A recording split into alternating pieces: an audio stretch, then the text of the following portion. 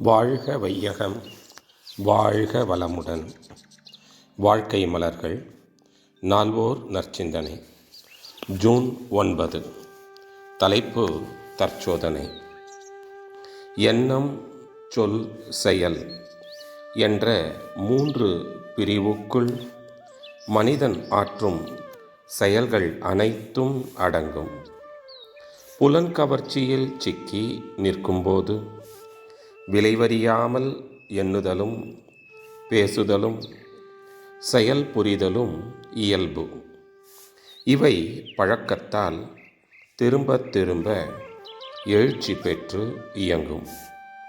காலத்திற்கும் இடத்திற்கும் ஏற்ப தவறான எண்ணம், பேச்சு, செயல் இவற்றால் பல தீமைகள் எழுகின்றன, துன்பங்கள் விளைகின்றன.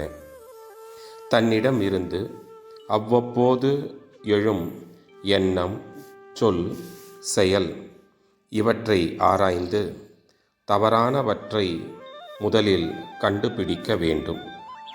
பிறகு தவறுகளை திருத்தி நலம் தரும் முறையில் எண்ணம், சொல், செயல்களை ஒழுங்குபடுத்த வேண்டும்.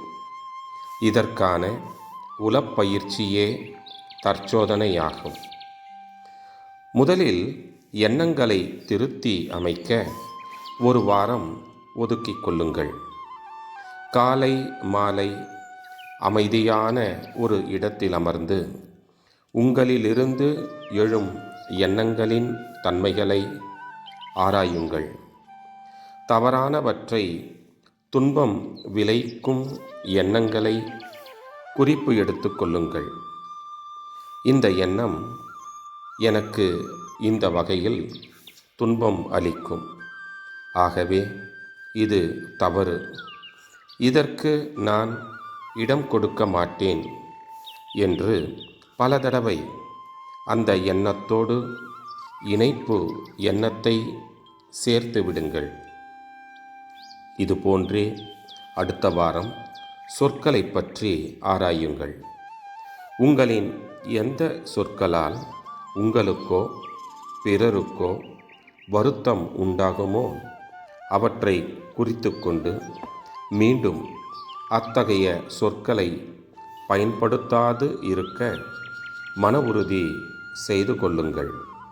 பிறரோடு பேசும்போது அத்தகைய சொற்கள் எழாமல் விழிப்போடு காத்து பழகுங்கள். 3வது வாரம் செயல்களை பற்றி ஆராயுங்கள். தவறான செயல்களை குறித்து கொண்டு அந்த செயலை மீண்டும் அந்த முறையில் செய்ய மாட்டேன் என்று உறுதி கொள்ளுங்கள். நாள்தோறும் அத்தகைய செயல்களுக்கு தொடர்பான நபரோ தேவையோ சூழ்நிலையோ வரும்போது மிகவும் விழிப்பாக இருங்கள். தவறு புரியாதபடி உங்களை காத்து கொள்ளுங்கள். இவ்வாறு உங்களை நீங்களே தற்சோதனை என்ற புடத்தில் இட்டு உங்களுக்கு தெளிவாக தெரியும் அழுக்குகளை நீக்கிக் கொள்ளுங்கள்.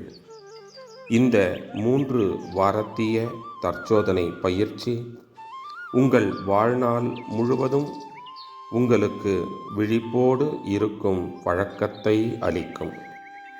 வாழ்வை தூய்மை ஆக்கும், வெற்றி அளிக்கும், மகிழ்ச்சியும் அமைதியும் ஓங்கும். அருட்தந்தை. வாழ்க வளமுடன். தொடரும்.